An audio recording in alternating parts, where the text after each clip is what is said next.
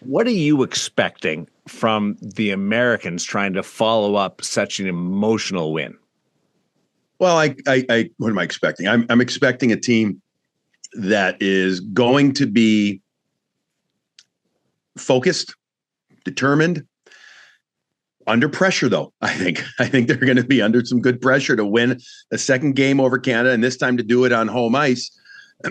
I think that's going to be a team. I don't expect fights off the first face-off. I just don't. I expect it to be a little more of a feeling out process. Now, you can't play on your heels, right? You've got to be energized. You got to be ready to go.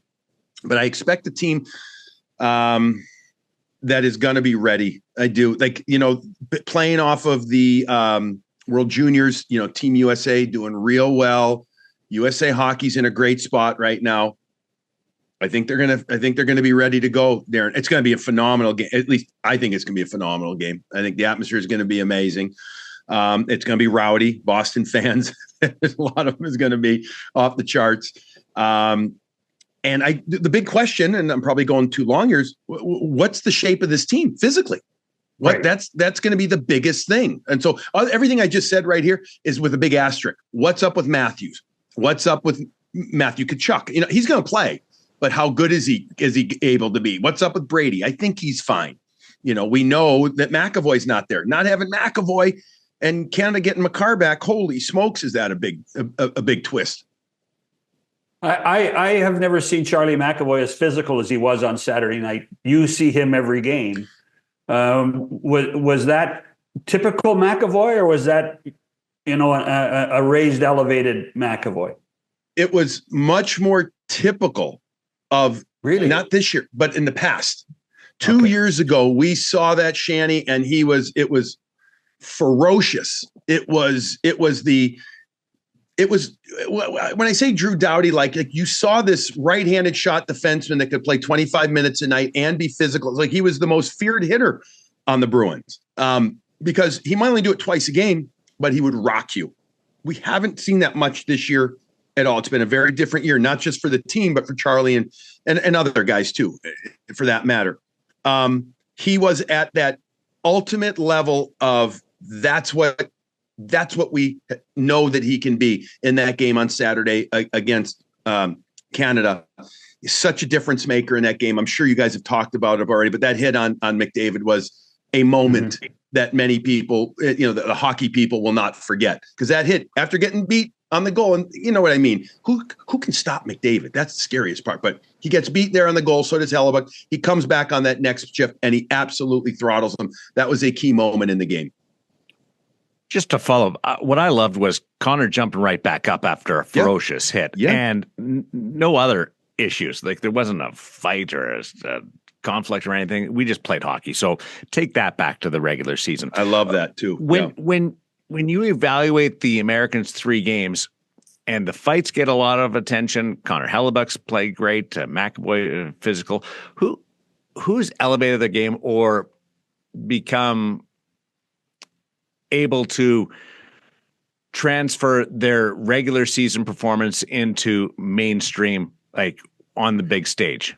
There's no doubt. It's funny. I just sat and did a episode of our podcast with Razor, Morning Brew with Jaffe and Razor, and we talked about that. And the one player that we never got to until the end, and we both said, "Holy smokes, he's the guy that's done it the most," is Zach Werenski. We brought up a few other players. Dylan Larkin has had a wonderful game 2 and 3 after not playing much in game 1.